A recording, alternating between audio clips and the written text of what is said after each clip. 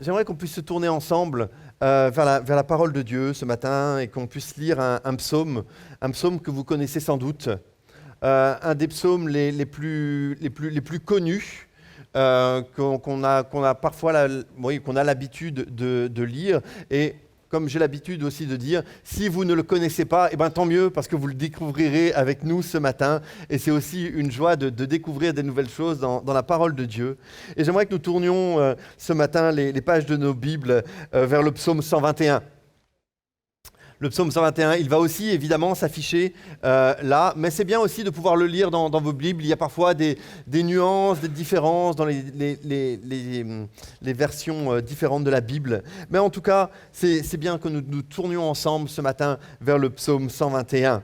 Et le titre de ce psaume, en tout cas dans ma Bible, les titres sont rajoutés par les éditeurs. Les titres n'existent pas réellement, ce ne sont pas des titres qui sont dans les textes originaux, mais le titre, en tout cas, convient très bien ce matin. Il est dit « Mon secours vient de l'Éternel ». Et donc, lisons le psaume 121 ensemble. Chant des montées. Je lève mes yeux vers les montagnes. D'où me viendra le secours? Le secours me vient de l'Éternel, qui a fait le ciel et la terre. Qu'il ne permette pas à ton pied de trébucher, qu'il ne somnole pas celui qui te garde. Non, il ne somnole pas, il ne dort pas, celui qui garde Israël. L'Éternel est celui qui te garde. L'Éternel est ton ombre protectrice. Il se tient à ta droite. Pendant le jour, le soleil ne te fera pas de mal, ni la lune pendant la nuit. L'Éternel te gardera de tout mal, il gardera ta vie. L'Éternel gardera ton départ et ton arrivée, dès maintenant et pour toujours. Seigneur, nous te prions pour ce moment que nous allons avoir ensemble, ce moment où nous allons partager ta parole. Que ta parole puisse nous encourager ce matin.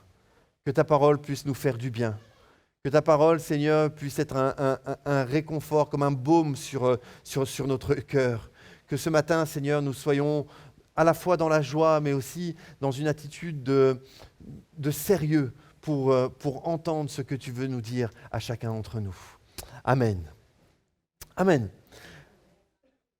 Vous connaissez sans doute déjà ce psaume, mais j'ai été interpellé en le relisant il y a quelques temps. On a l'habitude et on connaît bien ce début de psaume « Je lève les yeux vers les montagnes ». D'où me viendra le secours. Mais je crois qu'avant d'aller plus loin, il est bon de remettre quelques mots de contexte, quelques mots d'introduction par rapport à ce psaume pour bien comprendre ce qui est en train de se passer et de bien comprendre ce que le psalmiste est en train de dire. On ne connaît pas l'auteur de ce psaume, on ne sait pas qui l'a écrit, mais on sait, et c'est une indication que l'on trouve en début du psaume, que c'est un cantique des montées, ou un chant des montées, ou un psaume des montées, selon les versions que vous aurez. Mais c'est toute une série de psaumes qui sont nommés ainsi, qui sont appelés les chants des montées.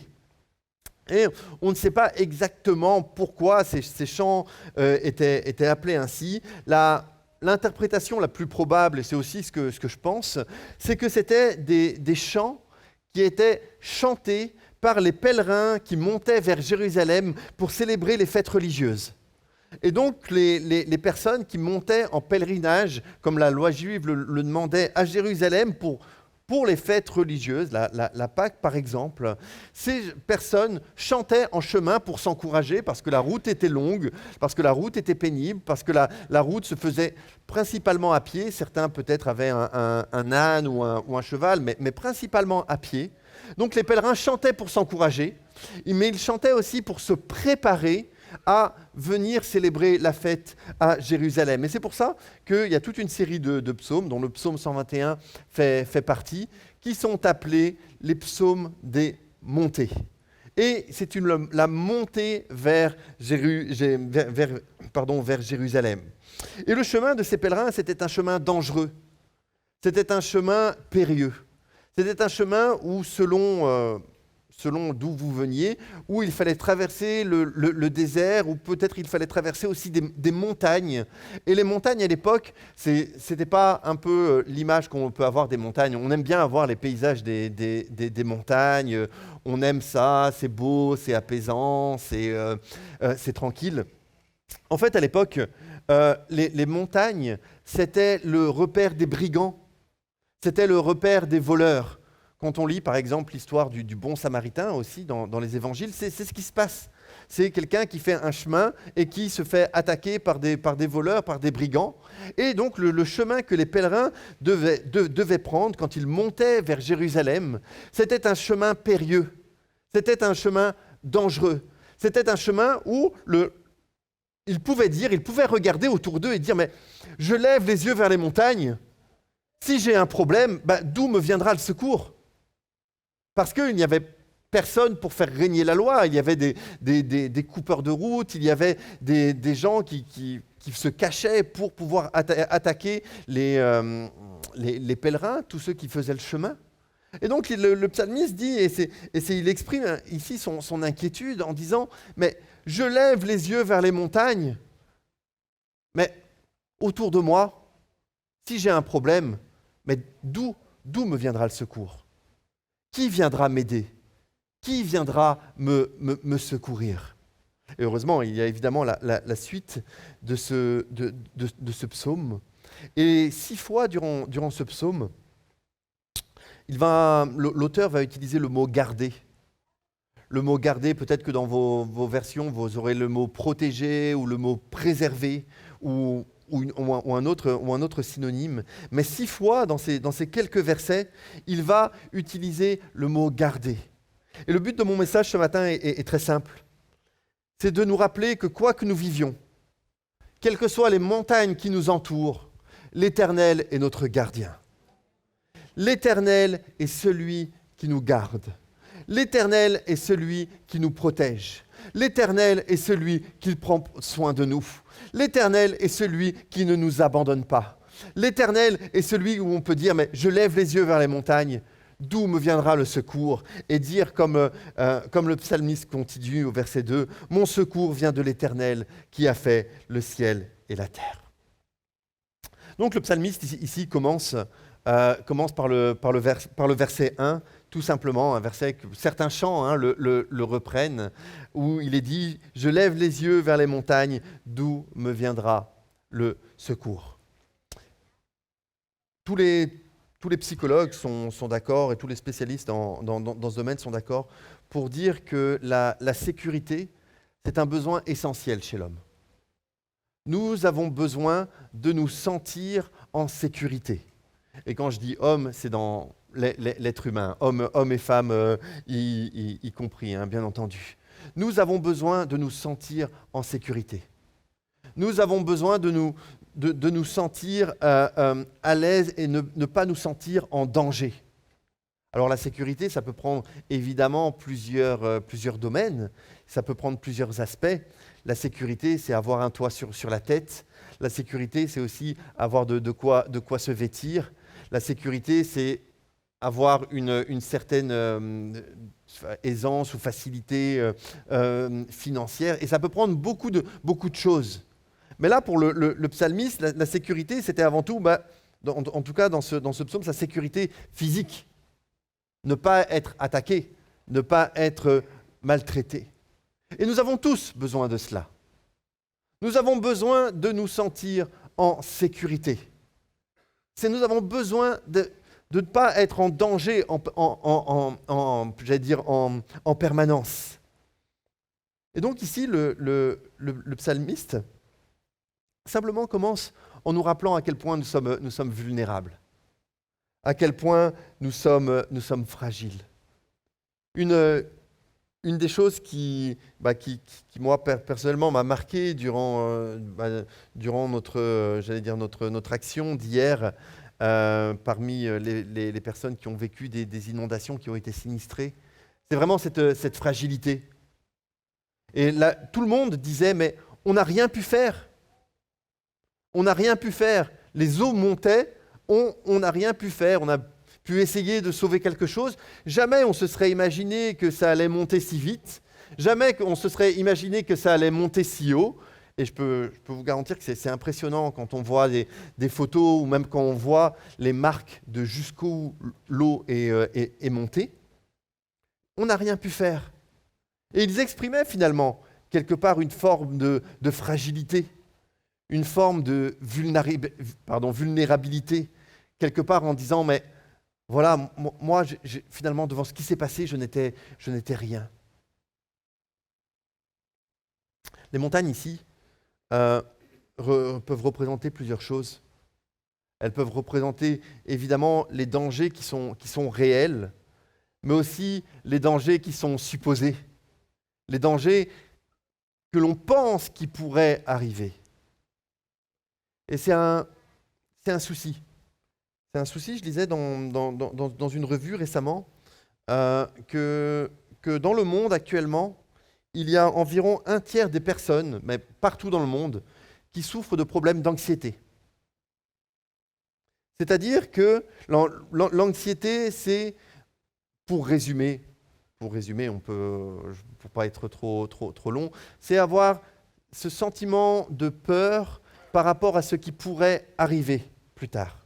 Et ne pas se sentir en sécurité par rapport à ce qui pourrait arriver plus tard. Et ça peut prendre plusieurs formes. L'anxiété, actuellement, est un certain nombre de nos compatriotes, et peut-être vous aussi, avez vécu cela. L'anxiété, pendant plusieurs mois, ça a été de dire, mais moi, j'ai peur d'être malade. J'ai peur d'attraper le Covid. Maintenant, l'anxiété, ça peut aussi être de se dire, ben voilà, avec la situation difficile que nous sommes en train de vivre au point de vue financier, au point de vue économique, l'anxiété, ça se dit, mais est-ce que je vais réussir à garder mon boulot ? Comment je vais réussir à nourrir les miens, à nourrir ma famille, à faire face finalement à toutes mes factures ? Parce que les factures, ça peut vite s'amonceler. On pourrait encore donner d'autres exemples. Il y a un certain nombre de personnes qui, sans raison réelle, ont peur qu'il se passe quelque chose dans leur famille, que ce soit au sein de leur couple ou avec leurs enfants. Peur d'une catastrophe naturelle, même si, voilà, on a vu qu'aucun d'entre nous sommes réellement à l'abri, mais une peur irraisonnée de cela. Mais on pourrait dire beaucoup de choses. Et peut-être que ce matin, alors que tu es là, tu regardes les jours qui arrivent, tu regardes la rentrée et tu te dis, mais je lève les yeux vers les montagnes, d'où me viendra le secours ? Peut-être que ce matin, tu es une mère de famille qui ne sait pas comment tu vas vivre la rentrée avec tes enfants. Peut-être que ce matin, tu es un père de famille et tu te rends compte qu'il te reste assez peu d'argent pour la rentrée ou assez peu d'argent pour finir ton mois. Peut-être que ce matin, tu es dans l'attente de résultats médicaux. Mais ce matin, j'aimerais que, quelle que soit la montagne, nous puissions ensemble, en tout cas à la fin de ce message, nous dire, mais le secours nous vient de l'Éternel, qui a fait la terre et les cieux. C'est incroyable comment le psalmiste, d'un coup, remet les choses en perspective. Il va commencer ce psaume en disant, mais je lève les yeux vers la montagne, d'où me viendra le secours ? Cette question, ce questionnement, et ce questionnement finalement que chacun d'entre nous avons pu nous poser un jour dans notre vie. Et tout de suite, il va aller plus loin. Tout de suite, il va dire, mais moi, je dis, mon secours vient de l'Éternel qui a fait le ciel et la terre. J'ai lu quelque chose récemment qui m'a interpellé, je vais vous le dire. C'était en anglais, mais je vais vous le traduire. Ça disait, mais si regarder aux montagnes t'angoisse, si regarder aux montagnes te fait peur, rappelle-toi que tu connais celui qui a créé les montagnes. Et il y a cette réalité, que nous connaissons Dieu, que nous connaissons le Créateur des montagnes, que nous connaissons celui qui a fait la terre et les cieux, ce qui démontre sa toute-puissance, ce qui démontre son autorité, ce qui démontre finalement le fait qu'il peut tout faire. Nous croyons en Dieu qui a fait la terre et les cieux. Et je ne sais pas ce qui va t'arriver demain, mais je peux te dire que Dieu sera toujours plus grand que ce qui va t'arriver demain. Dieu sera toujours plus grand que ton problème actuel ou ton problème qui arrivera demain. Parce que c'est Dieu. C'est celui qui a créé les montagnes. C'est celui qui est plus haut que tout cela. Alors je ne dis pas qu'on n'aura que des moments faciles, et on en parlera un petit peu tout à l'heure. Je ne dis pas que notre vie sera toujours rose et violette. Je ne dis pas qu'il n'y aura pas parfois des brigands qui viendront nous attaquer sur notre chemin. Ce que je suis en train de dire, c'est que Dieu sera là et que Dieu sera toujours plus grand que cela. Et dès le départ, le psalmiste nous rappelle cela. Je lève les yeux vers les montagnes. D'où me viendra le secours ? Mon secours vient de l'Éternel qui a fait le ciel et la terre. Les grandes personnalités, les hommes politiques, les stars dans n'importe quel domaine, les personnes qui sont riches,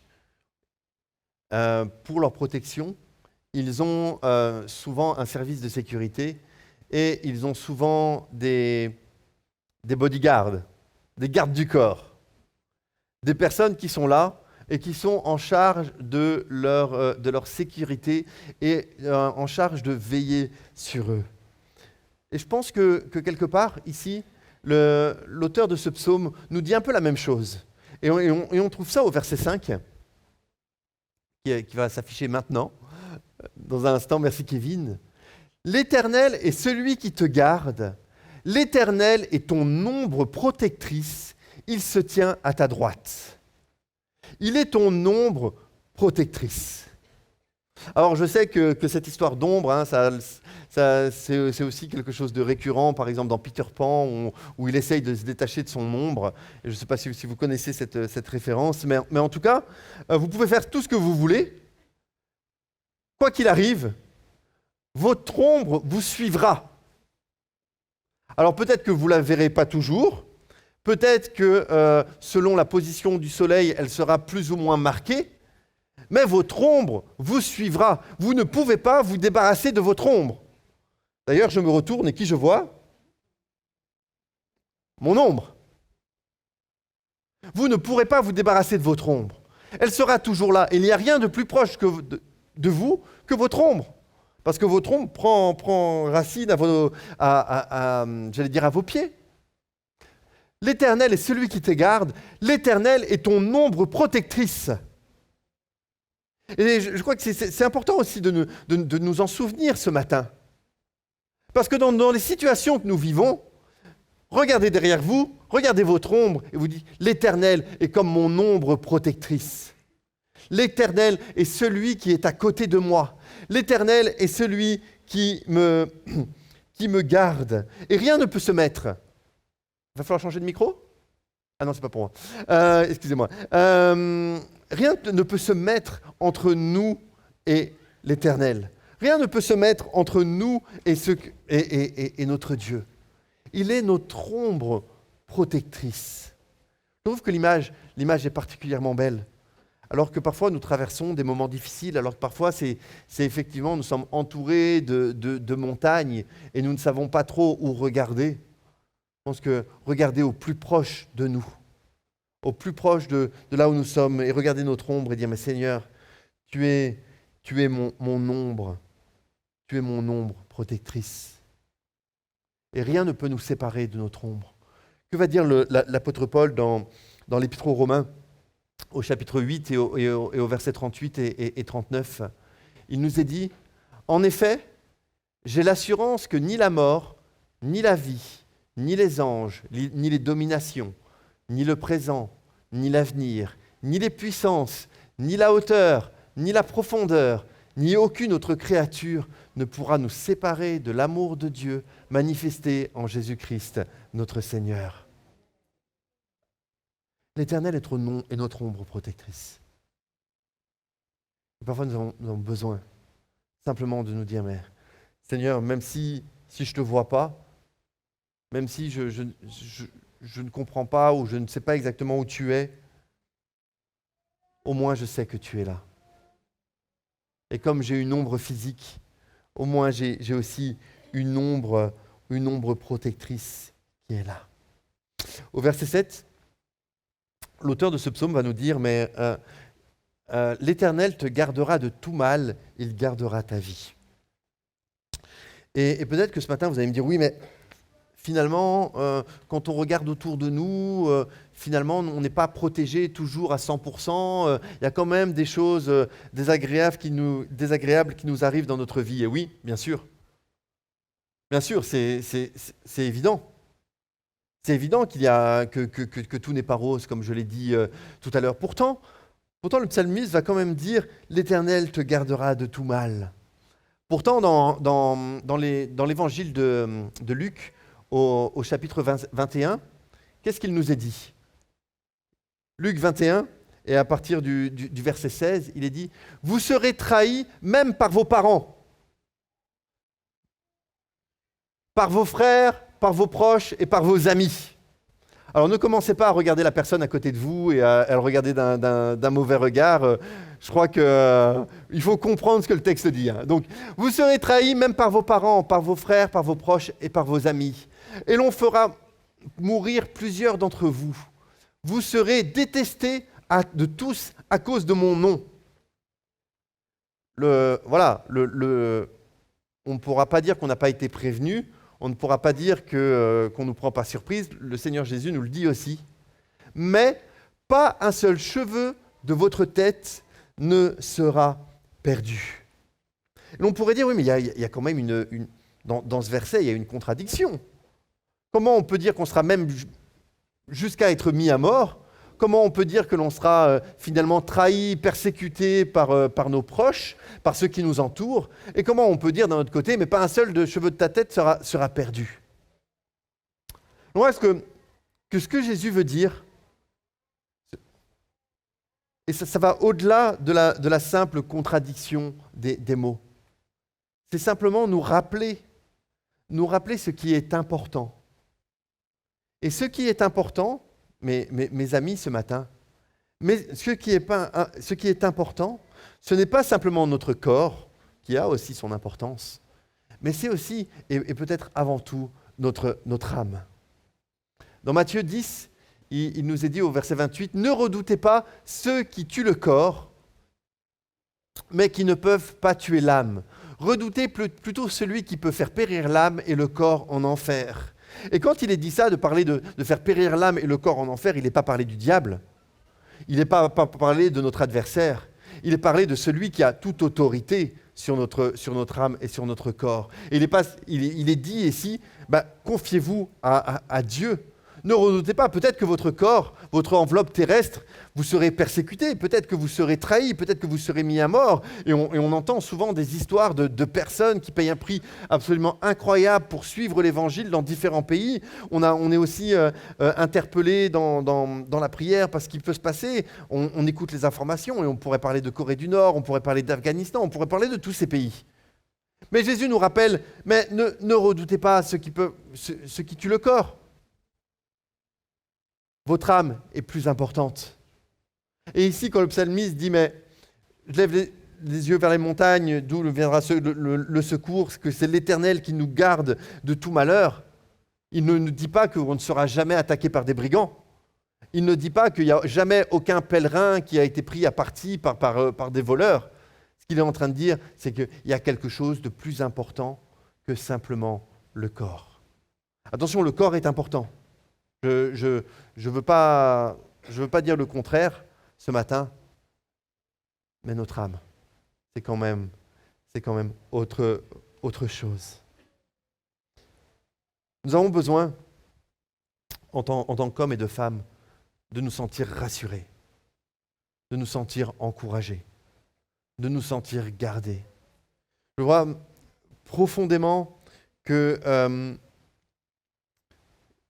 l'un des buts de Dieu quand il a pensé l'Église, quand il a instauré l'Église, c'est d'avoir un lieu où nous pouvons nous encourager les uns les autres, où nous pouvons prier les uns pour les autres, où nous pouvons nous rappeler ensemble tout ce que Jésus a fait pour les uns et pour les autres. Mais nous avons besoin aussi de nous sentir rassurés et gardés. Parce que malgré tout, nous sommes vulnérables, nous sommes limités dans notre corps. Face à la maladie, nous sommes, sans ressources. Face aux catastrophes naturelles, nous sommes sans ressources. Par rapport à certaines situations que tu peux vivre ce matin, tu peux te considérer sans ressources. Peut-être face à un péché qui est là dans ta vie depuis longtemps, tu peux te dire, mais je me sens sans ressources. Et nous en avons besoin.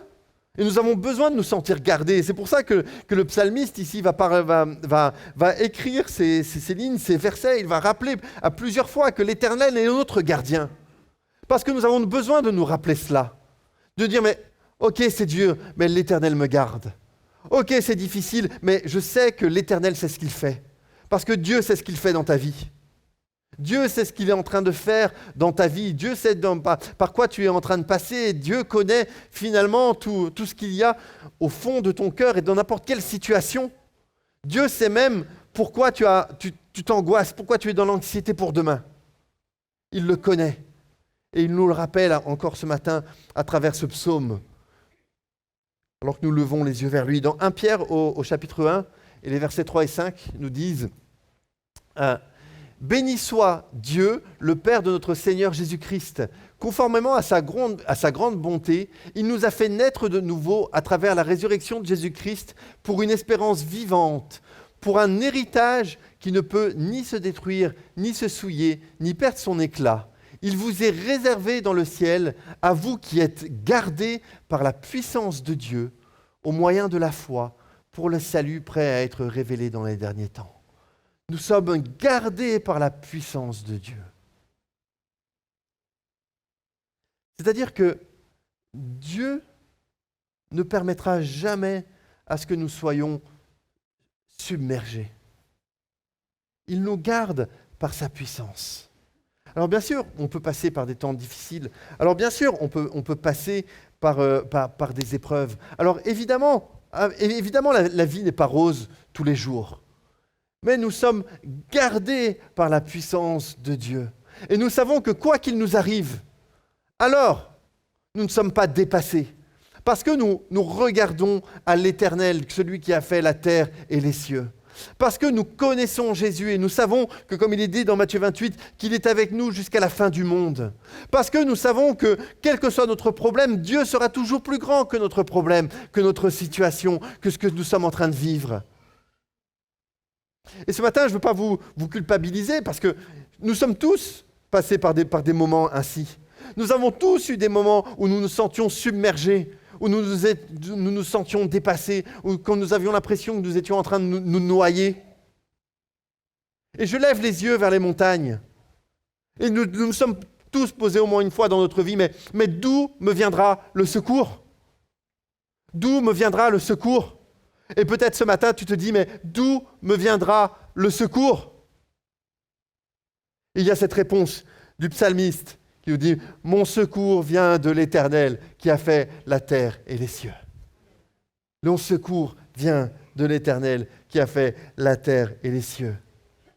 C'est un cheminement, et je vais conclure par cela ce matin. C'est un cheminement. Ce psaume et tous les cantiques des montées, je vous invite à les relire. C'est un cheminement, le cheminement de pèlerins qui vont jusqu'à Jérusalem. Mais c'est aussi un cheminement de foi, un cheminement où Dieu veut nous apprendre quelque chose. Parce que alors que le psaume 121 dit « Mais d'où me viendra le secours ?» Regardons ce que nous dit simplement un autre cantique des montées, deux chapitres plus loin, au chapitre 123, le psaume 123, qui est toujours un chant des montées, et il nous est dit « J'ai levé les yeux vers toi qui sièges dans le ciel. » Oui, Tout comme les yeux des serviteurs sont fixés sur la main de leur maître et les yeux de la servante sur la main de leur maîtresse, ainsi nos yeux se tournent vers l'Éternel, notre Dieu, jusqu'à ce qu'il fasse grâce. Fais-nous grâce, Éternel, fais-nous grâce, car nous n'en pouvons plus d'être méprisés. Ce n'est pas un hasard. Ce n'est pas un hasard que les deux psaumes se répondent ainsi. C'est notre cheminement de foi. C'est notre cheminement de foi où il y a des moments où nous sommes dans le doute, où il y a des moments où nous disons « mais d'où nous viendra le secours ?» Où il y a des moments où c'est difficile. Et nous en avons tous vécu des moments comme ça. Mais il y a des moments aussi où nous pouvons dire comme un témoignage de ce que Dieu a fait. « J'ai levé les yeux vers toi, toi qui règnes dans les cieux. » J'ai levé les yeux vers toi. Et l'Éternel a aussi répondu. Ce matin, je voulais vous encourager. Nous rappeler que l'Éternel est notre gardien, alors que Sébastien va venir me rejoindre. On va prendre un chant ensemble. L'Éternel est ton gardien ce matin. Mais c'est aussi étonnant, parce que quand nous nous rappelons finalement ce qu'est un psaume, c'est en tout cas, bon, pour schématiser, un chant de louange. Et j'aimerais vous encourager, dans ce que tu vis, à déjà louer Dieu. À ne pas simplement rester dans cette situation où tu dis je suis entouré par les problèmes, qui viendra me secourir? Mais à déjà, à travers ta louange, à travers ton adoration, à travers les chants que tu chantes, à travers les prières que tu fais, à exprimer ta foi et à dire mais oui, évidemment, il y a des montagnes, mais l'Éternel est mon ombre protectrice. Oui, il y a des montagnes, mais l'Éternel gardera mon départ et mon arrivée. Oui, il y a des montagnes, mais l'Éternel me gardera de tout mal. Mes amis, ce matin, quoi que tu vives, quelles que soient tes montagnes, regarde au Seigneur. Regarde à Jésus. Regarde à ce qu'il a fait. Peut-être que ce matin, mais tu n'en peux plus. Simplement, tu n'en peux plus. C'est trop pour toi. Tu es dépassé. Rien ne va dans ta famille, rien ne va dans ta vie spirituelle, rien ne va dans tes finances, rien ne va dans ta santé. Tu te dis, mais comment je vais m'en sortir?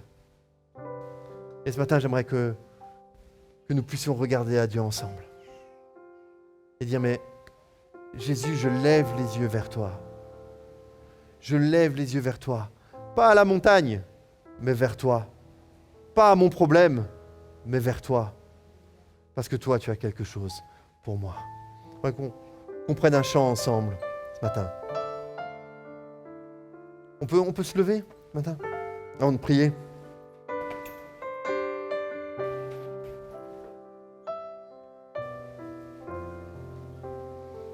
Ah, Jésus.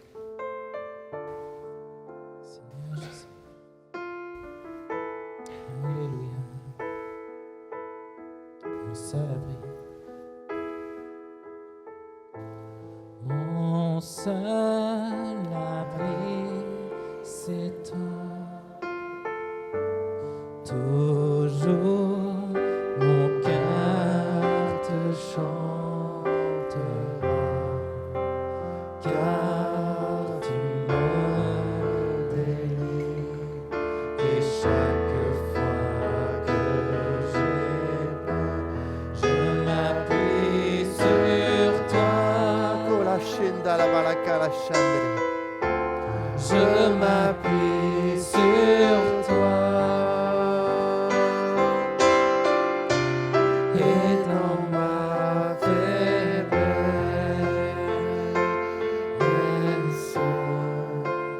le Seigneur me rend fort. Jésus. Mon seul Abri chez toi.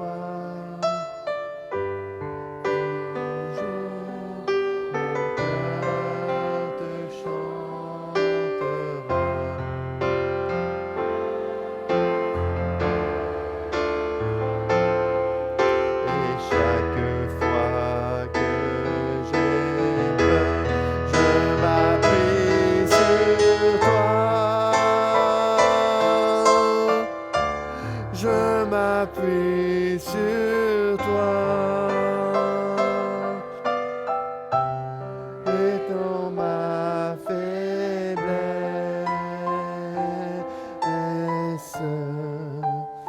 le Seigneur me rend fort. Seigneur, ce matin, écoute nos prières, Seigneur, ce matin. Écoute la prière de tous ceux qui, ce matin, se sentent dépassés, se sentent submergés, Seigneur. De tous ceux qui regardent et qui ont l'impression d'être entourés uniquement de montagnes, Seigneur. Seigneur, tu es là et tu prends soin de chacun d'entre nous. Seigneur, dans ta parole, il est dit que nous avons plus de valeur, Seigneur, que les oiseaux du ciel. Nous avons plus de valeur que les lys dans les champs, Seigneur. Et tu viens, Seigneur, rassurer chacun ce matin. Tu viens donner ta paix à chacun qui en a besoin, Seigneur. Tu viens répondre à la foi, Seigneur, de celui qui vient vers toi et qui dit « Mais Seigneur, je n'en peux plus. Seigneur, je n'en peux plus, je suis dépassé, Seigneur. » Mais Seigneur, à qui irions-nous? À qui irions-nous d'autres, Seigneur? Parce que notre seul abri, c'est toi. Notre refuge, c'est toi. Notre bouclier, c'est toi. Notre ville refuge, c'est toi, Seigneur. Seigneur, viens nous encourager ce matin. Viens encourager ton Église ce matin. Jésus.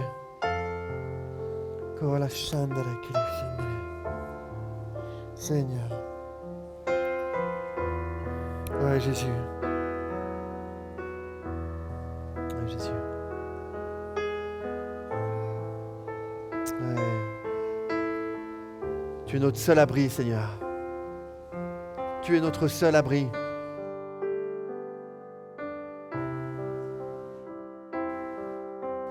Jésus, tu es le gardien de notre âme, Seigneur. Je te prie que tu te manifestes dans chacune des vies ce matin comme celui qui est le gardien de notre âme. Tu prends soin de notre âme, Seigneur. Même dans la difficulté, tu prends soin de nous. Jésus. Seigneur. Du plus petit au plus grand, Seigneur. Tu prends soin de nous. Notre abri, c'est toi. Jésus. Ouais, Jésus.